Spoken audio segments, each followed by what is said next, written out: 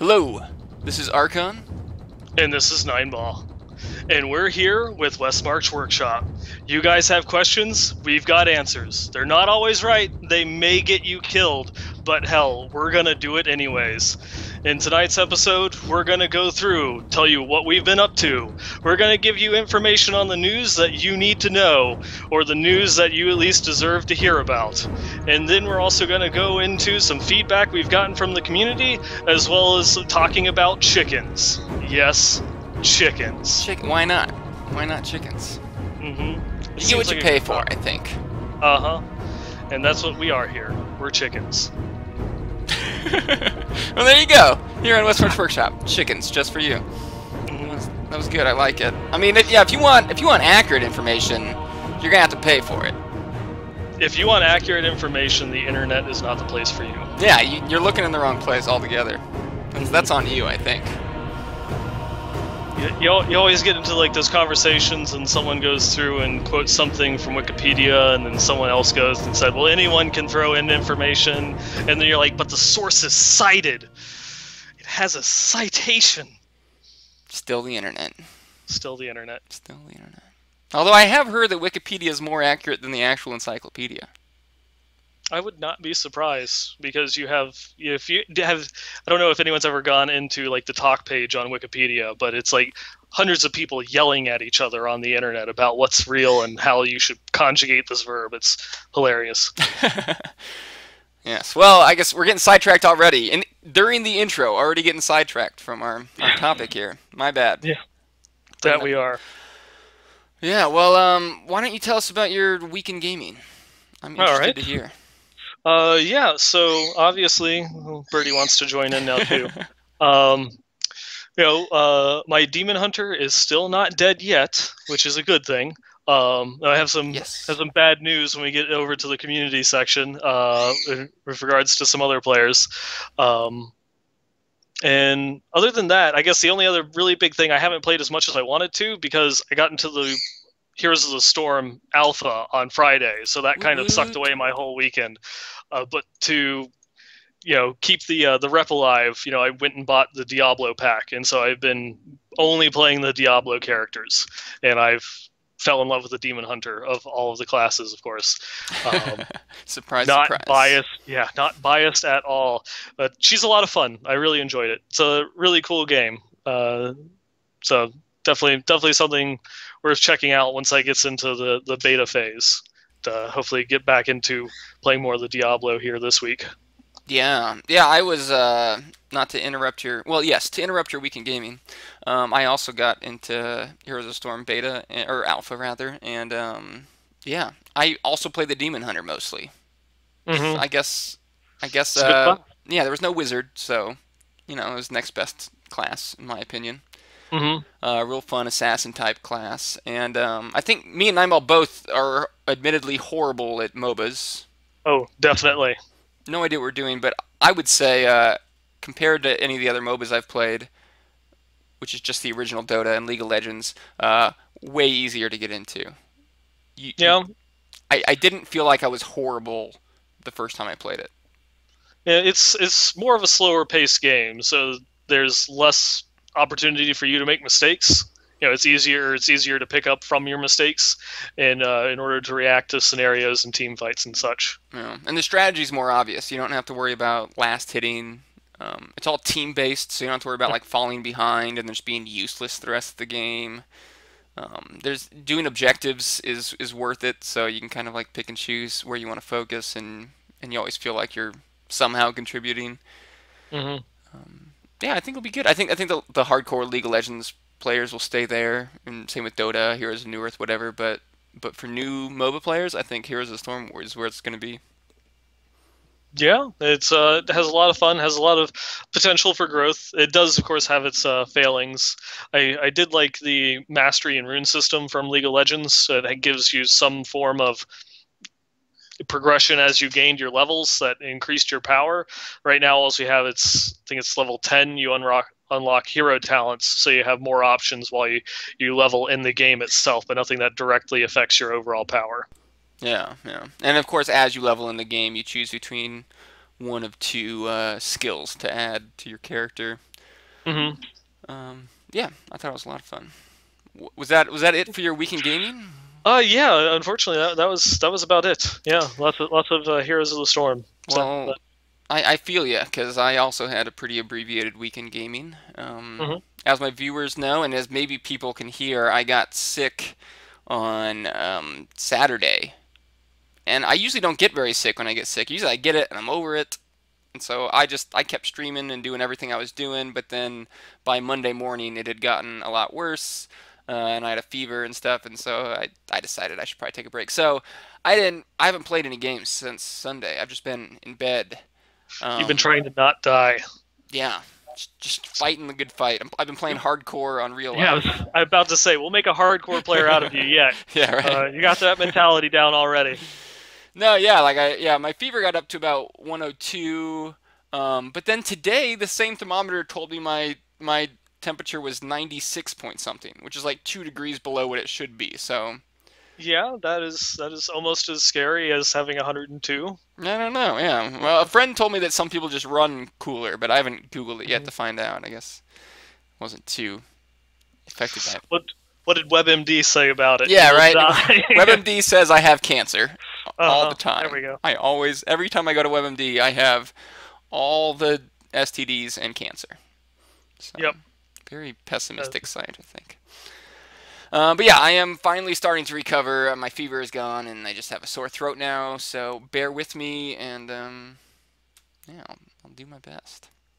But that was about my weekend gaming, just Heroes of the Storm. Oh, I should talk about my weekend Diablo gaming because I did play a little bit. I started trying out new elemental type builds. I finally have enough gear that I can like do some theory crafting and playing around with builds. And I tried out a fire build, an arcane build, and a cold build. And I was having a really hard time coming up with an arcane build that made sense. I have Mirror Ball now, so I was trying to use Magic Missile to get the 3 magic missiles.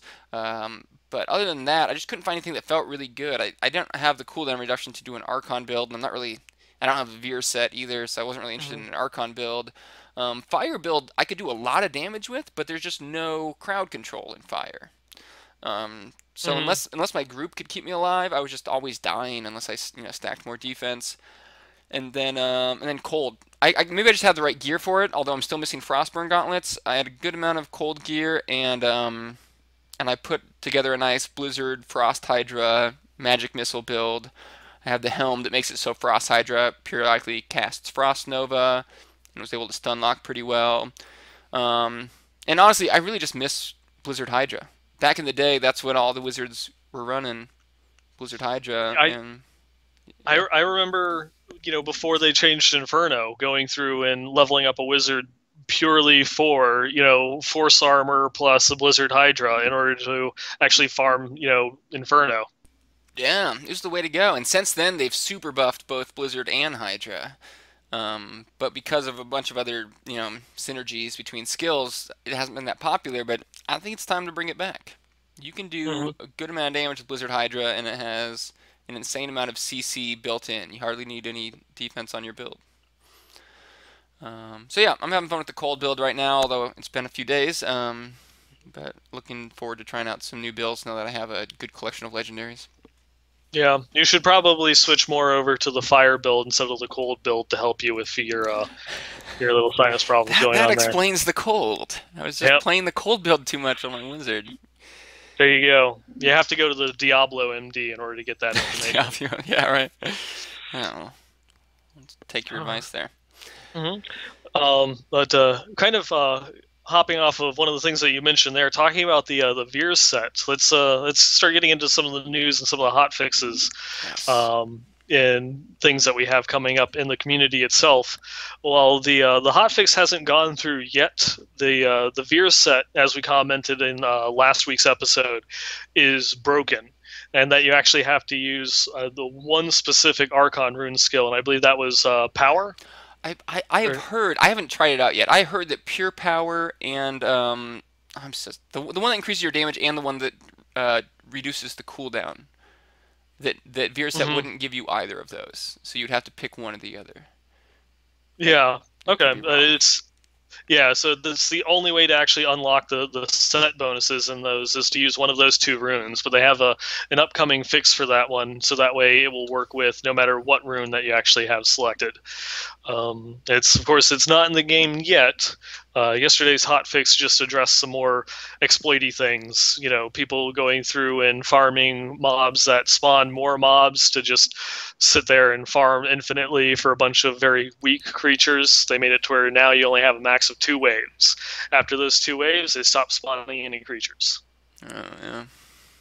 Makes Mm-hmm. sense. Yeah, I think a lot of people were excited about the patch yesterday, thinking we were going to get some of these changes they've been talking about. But I guess once again we're in the dark, wondering when the patch might come. Yep.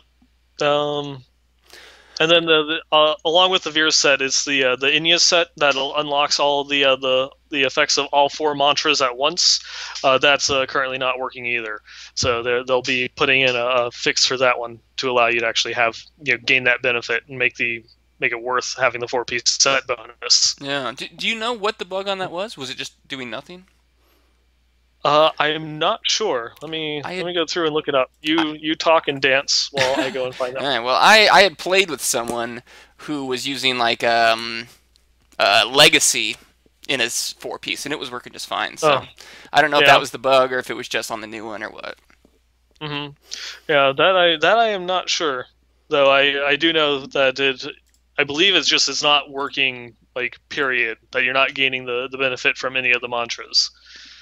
It Yeah. might be the internet is failing me right But now. it's okay. I'm reading the blue post. It Uh, doesn't say anything about the actual bug. It just says it's going to get fixed.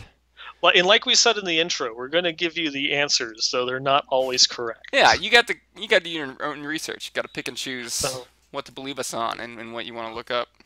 Yeah, and speaking of what to believe us on, there was a very interesting survey that Blizzard sent out to a bunch of players, asking what their opinions would be if Diablo were to have a second expansion.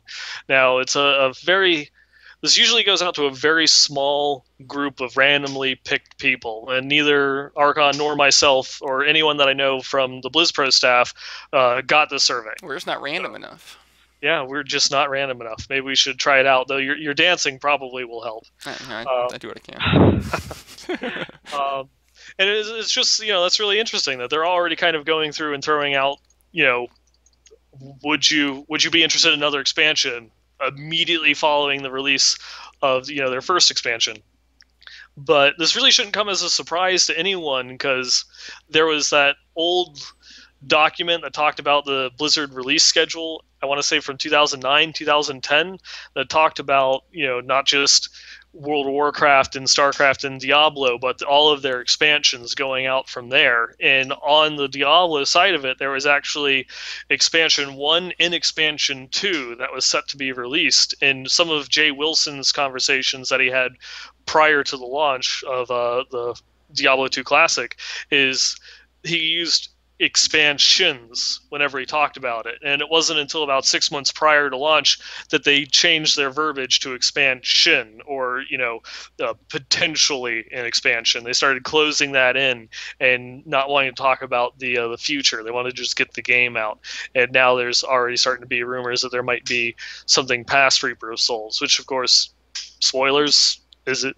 Do we still have to say spoilers? If you've beaten Reaper of Souls, that seems rather obvious because they leave it pretty wide open with some ominous warning. Will he be the destroyer of us all? You know what? So I have no idea the story behind the end of Reaper's Souls. I have uh, no idea. I don't even. you play adventure mode, so I know that you have beaten the No, I game. have. I beat it You the just day it hit play came far. out on the Reaper's Souls at the launch party. Uh We huh. killed Malthael. I don't even know if he really dies, if he goes on to do something else, if he resurrects Deckard Cain. I couldn't even tell you. I know it's bad, but I forget there's even a storyline when I'm playing. It's just like, oh, Malthael, that's a cool looking mob for me to kill. Uh huh.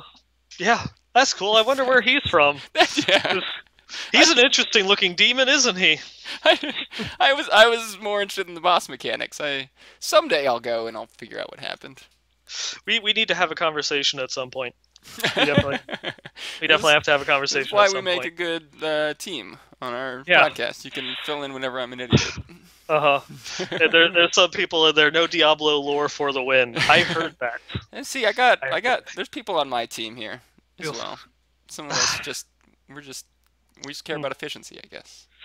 Efficiency. That's what Diablo's all about. Jay Wilson said that, said Diablo. I know Diablo players are a big fan of Jay Wilson too, so I should definitely use him as an example. But he Uh-huh. did say Diablo is all about efficiency. Of course, of course. Let's see.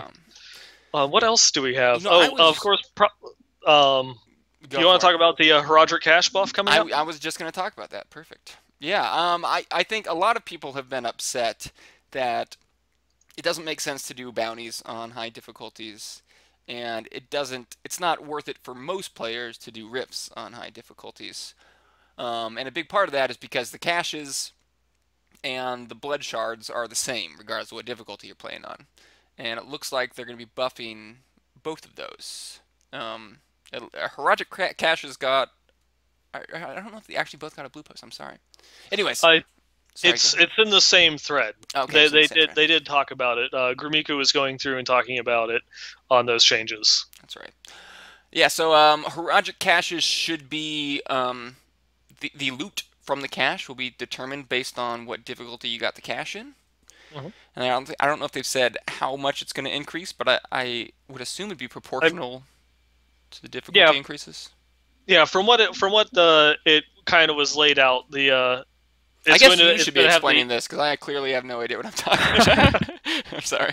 I sent you the show notes. Um, No, I read these Tactic blue while they're posts last taking up week. this time. I'm just out of it. Oh, that's right. You were sick. Yeah, WebMD told you were dying. Yeah, Um, I believed it. uh, you believed it. I believe it's from what they said. It's going to be based on the torment level. So just as you were saying, it's going to increase proportional to the normal drop chance increase in your torment level. The intention, of course, is going to be you opening the item on Torment 6 won't matter if you got it on normal. It will keep track of what difficulty it was when the cache was rewarded. And it will have that increased drop chance. And I imagine that it wouldn't matter if you got the tier 6 cache and then opened it on normal, that it would still have that increased drop rate tied into it. And it won't only, of course, not only buff your chance of getting the legendaries, as well as increase the chance of getting the bounty only legendaries, but will now also be able to include the torment only legendary and set items as well. So that way Assuming that you got the cache at least on Torment 1. yeah, exactly. Assuming that you got the cache in one of the torment levels, you will now have a chance of getting set pieces when you open it. And then, of course, like you mentioned, they're going to be doing a minor buff to Roof Guardians, so that way they drop more blood shards, because right now your blood shard intake caps at Torment 1, and then it doesn't increase anything past that. No. Yeah, that'll be nice. I think a lot of us are saying hallelujah because I would really like to play on higher difficulties. I think it's a lot more fun personally, and yeah, we just haven't gotten enough reward to do enough incentive, I guess, to do it until now. Well, Mm-hmm. I say until now. We haven't seen it yet. Hopefully, it's a good enough buff, I guess. Yeah, I believe that one is scheduled for 2.0.5. That, of course, anything could change. They might be able to do it, and they've not given us a release date for 2.0.5 yet. Even though Tuesday, had an extended, it was an 8-hour maintenance, everyone was going through and saying, oh, here comes the patch, bring it on, and then it didn't come out. So it'll just be something to keep an eye out for. We probably won't get any advance notice until the night before. So we'll see. Play it by ear. Yeah, good call. I guess unsocketing costs getting reduced as well, huh? Yeah, that would be nice. It's yeah. I always end up just salvaging whatever item I have to get the gems out of it because it costs so much to just get the gems out. Yeah, because it's the flawless royals. They cost 500,000 per gem to unsocket it. Yeah. And if you go through and you have a weapon and you got a flawless royal in it and you get an item upgrade, it's kind of like, well, damn. I just spent 3 million, enchanting this weapon to get the stats that I want to make it an upgrade. Now I have to spend an extra 500,000 more in order to get the gem out of it. So Yeah, that'll be a welcome change, I'm sure. Yeah, that goes into like one of the few problems that I see people complaining about every once in a while, or at least it's a common thread of complaints is just if you're not able to effectively farm the higher torment difficulties, gold is actually pretty hard to come by compared to how easy it is to spend when you're enchanting an item. You know, you can spend 5 minutes and go through a couple million gold quite easily, and then be farming for another hour in order to make all of that back. Yeah. Yeah, I think especially right when you first hit max level, it's good to hold off on enchanting for a while because Hmm. it's so common, at least for me, to when I first hit 70 to find a new piece, enchant it, and then an hour later upgrade that piece. So it seems Yep. like maybe waiting until you have a set that you feel good about before you start enchanting will save you from running out of gold. But yeah, this will definitely help as well. Yeah, it's also one of those ones to just kind of keep an eye out for. If you're first still getting into like the torment difficulties, you know you don't know what to enchant first. What item do I want to go through and use? A good point is, of course, you know, take a good item. Maybe just try to roll, you know, resistance or crit damage in order to get a little bit of damage or survivability.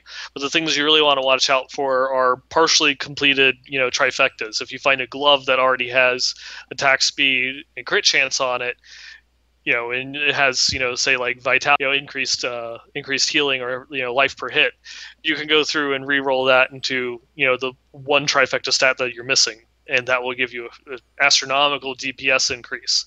It's less effective for the rings and amulets just because you're going to be putting a lot of money into it with how many how many enchants you have to go through because of just how many variables those particular item slots have. Yeah, I think anyone who's put at least 100 hours into Reaper of Souls so far has probably already gotten in the habit of just seeing items without the worst stat and with the stat they'd rather have there.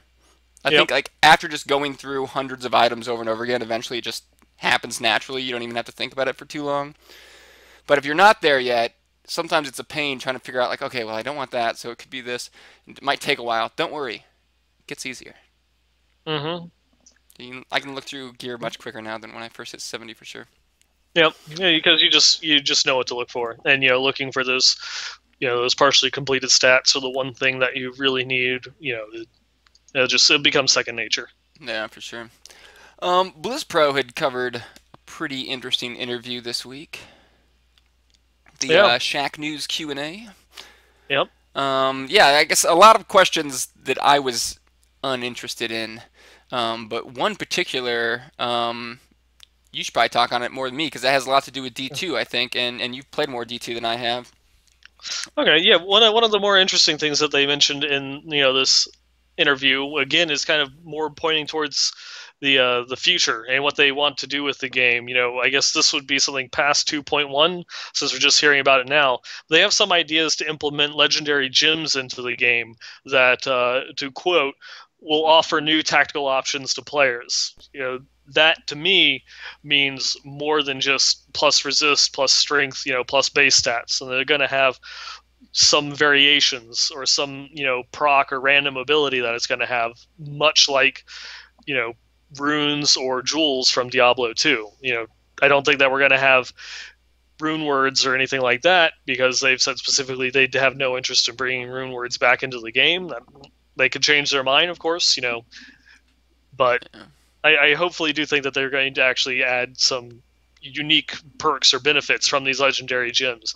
You know, maybe you have a gem that when you sock it into your chest or you sock it into your helm gives you life per hit, you know, or something that will go through and make it so when you get reduced below 50% health, you have a bubble that reduces all of your damage by 50% for 5 seconds. Something, you know, just interesting things, interesting procs or mechanics. Yeah, it seems like a good way to continuously add more synergy to the game, new viable builds. If they can just add a few legendary gems in each patch, it always gives us something new to look for, and it's a lot easier for them than adding brand new items. Yeah, and it's something that could also tie into one of their other systems, you know, the tiered rifts or the ladders. You know, this is. Are Mm. you able to clear up to a tier, you know, rift tier 4? Oh, good. Here's legendary gem.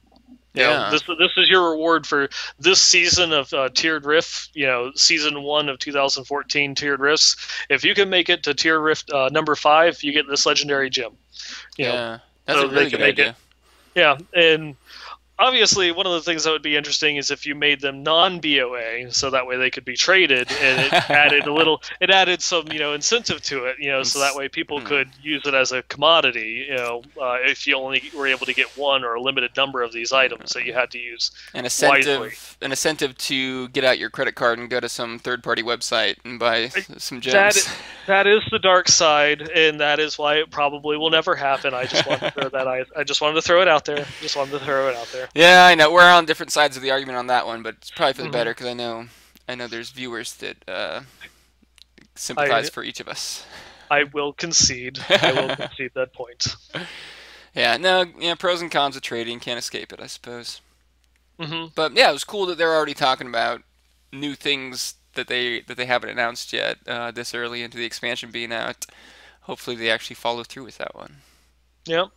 And I mean, some of the other things they talked about was, of course, continuing discussion of why they shut down the auction house, the like the kind of the process of the development team went through, its growths and challenges that it faced going into Reaper. They also talked about how they did the ending of Reaper of Souls. The ending itself wasn't controversial, but the fact that it wasn't a full blown cinematic and was one of Hmm. their hand drawn ones drew a lot of criticism.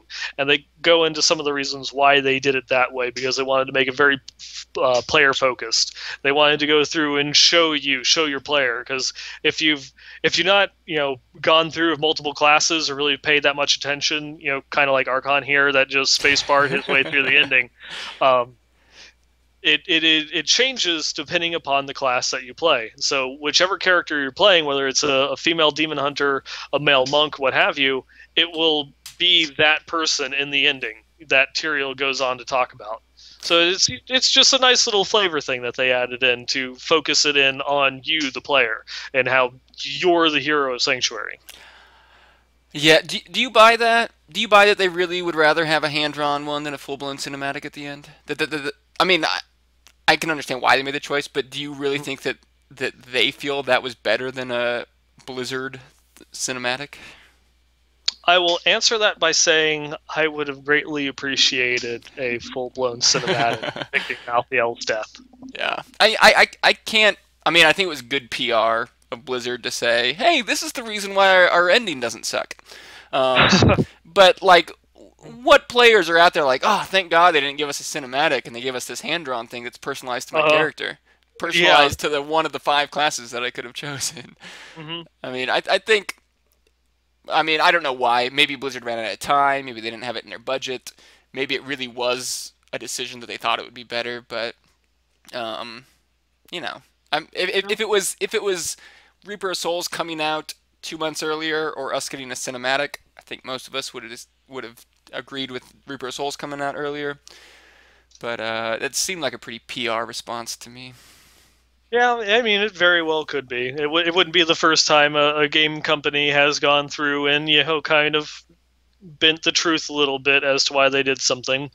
Though, I mean, the opening cinematic for Reaper of Souls was just beautiful. They Yeah. had a panel at it at BlizzCon last year. I don't know if you watched that, but they went into a lot of the things they talked about and Hmm. everything that they did, in addition to putting some padding in a room and throwing themselves at one another in order to get some of the choreography down for the figures before they even took it to mocap or anything like that. Huh. So That's so funny.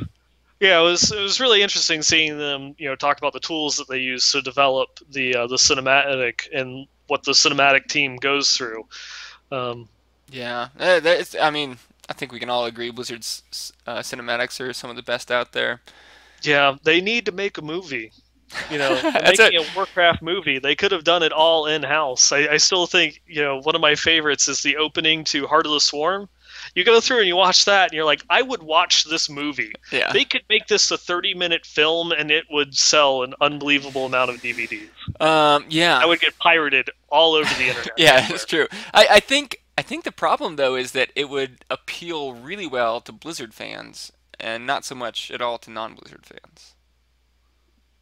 Potentially. I think like in Asia and who knows where else in the world, maybe more so in Europe as well. I don't know. Animated films are more popular, but especially in the U.S., I think live action just sells a lot better. Potentially. It's all Unless about. it's, like a Disney or a Pixar film, then, everyone, all ages go through and see it. But um, that actually reminds me, many years ago, I want to say like 2002, 2003, Blizzard actually released a DVD of all of their cinematics from all of their prior games, Mm, together. It was like the Blizzard Cinematics Collection. It was, I would say, like $100 or something like that. And it was just all the cinematics that they had done in all of their games, as well as some like TV commercial spots and things like that. And it was just cool. It was right after, I believe it was right after Diablo. I don't think that they had the Lord of Destruction cinematics in it, hmm. but it was pretty cool seeing some of the things that they had done from, like Warcraft 2 up until, the original Diablo 2, and just the evolution of the cinematic style. And then if you even go from there, from Diablo 2 to Lord of Destruction to Warcraft 3, and you're like, whoa, because they even refine it even further. And then, of course, the opening cinematic for World of Warcraft, and is just continuing to take off from there. Just in the Yeah. last 15 years, how much it's grown and become. I remember being so impressed with the original StarCraft cinematics, Mm-hmm. and then I think it was last year I went back and rewatched them. They are Uh-huh. so bad compared They to what they can are. put out today. I remember being in high school and going and showing people, "Oh, you have to check out this video. It is so amazing." Hey, Sarge, what's that? Hood ornament in a second. It just, uh, it's Nice. going back. What impressed you in 1999? Yeah, yeah. You have a few good accents up your sleeve there. I watched that. I watched those videos so much. Uh, Nice. Just practicing accents on StarCraft you ran cinematics. over some poor feller's dog, Sarge. Nice. Uh, Well, yeah, I think was that about it in news? We had, or oh no, we had Grimiku. oh yes, how can we go through and forget the goat man there? Just yesterday, Grimiku is starting up a new weekly blog post. Yes. Oh, I thought it was today. It's Tuesdays, huh? He posted Tuesday. Today Okay. is Wednesday. So yeah, I don't know much. It's your Well, sickness talking. probably yeah. Okay. Well, so it's Tuesday. So yeah, I What guess does he's Web What does WebMD say about traveling in the future? it doesn't say much about it really. I don't think that's its specialty. But it looks like the community managers are each kind of like tackling their own weekly project. So Nevilistus is starting Theorycraft Thursday tomorrow, copying us. Yep, copying us. And Grimiku started his weekly guide yesterday, so he'll be putting out a guide each week. And I guess Nineball had filled me in on this because I've been in bed. His first guide was about legendary crafting mats and where to find them. Correct? Yep, because one of the big things for this is he's not actually really going to be making the guide. He's going to be focusing on a community created guide. This particular one was created by a user over at Diablo Fans, and talks about where you can find all of the different legendary crafting materials, where you can target farm them, what items they create, and things of that line. And it has all the links, to the actual post with all of the information in Grimiku's guide. And he just also talks a little bit about, what the guide itself, or what this weekly series is going to be about. And you can just then ask for submissions. So if you have something that you've put together, a guide on either, it can be anything, whether it's something for farming routes, doing bounty runs, effective ways of clearing rifts, guides for classes and things like that, you can go through and submit it, and he'll go and highlight it for you, and you'll get featured up on the main Blizzard page. Yeah, that's pretty cool. And I believe it works the same way with Nevilist's Theorycraft Thursday, right? Anyone can submit a build, and then she'll pick one to highlight each week. Yep, and that one actually is going to even go a step further, because if your build gets selected, you get to play with the developers in a live stream on Thursday, to go through and highlight it, and sit and chat with the developers and talk about the build with the people that made the game. Yeah, really cool idea. Really cool idea. Mhm. Well, yeah, I think that was about it on news now. Anything before we move on to the build? No, I think that pretty much covers it as far as some of the bigger topics. I'm sure that there's something that we're missing, and by all means, use the comments and feedback to berate us about what we missed and what we didn't talk about, in addition to how annoying my voice is. Yeah, any kind of horrible negative things you want to say about us, completely Hmm. welcome. We appreciate Um, it. but yeah, the build we came up with this week, we've been doing a lot of wizard and demon hunter builds because that's what we play, and we know that you guys don't all play wizard and demon hunters. Some of you aren't keen as to what the best class is yet. Hmm. So until He'll you learn. guys, yes, until you learn and switch over, we're going to show you some builds for some other classes as well. And we thought we'd show you this Witch Doctor chicken build first, because who doesn't love running around like a chicken, right? I don't know. I love running around Yeah, as a chicken. everyone does. Everyone does. So basically, the build's pretty simple. This one I have thrown up on here is a version of the build that someone on the Battle.net forums was using. He shared it. I switched out. He had the Fetish Army passive on, and I switched out for Tribal Rights because I think you definitely want Tribal Rights. It's the one that reduces the cooldown of a bunch of your spells, including Hex. And Hex is what this build's all about. Hex Hmm. with Angry Chicken will turn you into a chicken, and then when you stop being a chicken, you'll explode for a bunch of damage. It just takes all but a couple seconds, and what this build does is allow you to just keep spamming the chicken spell.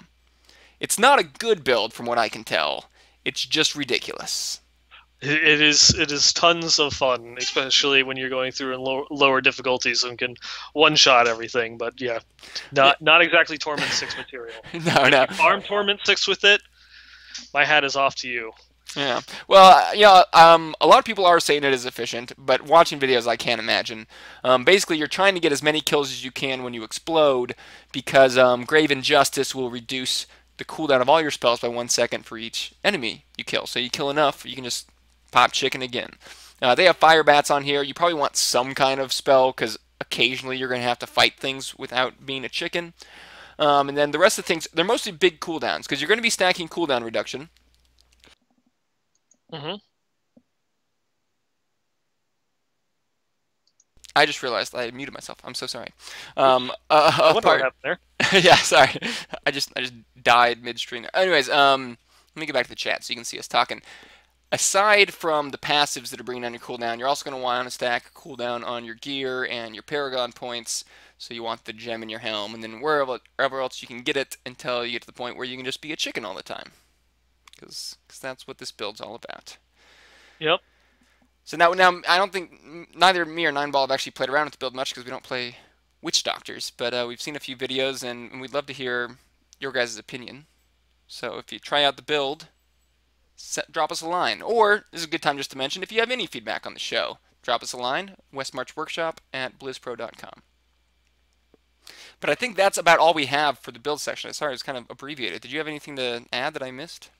I do have a good segue. I don't really have anything to add, but there's going in between the build and the community feedback. We actually got a email today, as a response to a question that had come up. I believe it was episode 3 about someone that had a ton of that had stacked physical damage on their monk. They had around 50% increased physical gear.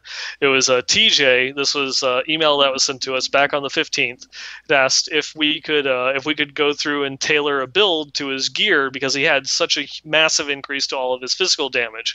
Well, one of the listeners on the podcast actually went through and said, hey, have you guys come up with a build? And, on Twitter, I said I was starting to put it together. This was last night when I was putting together the show notes.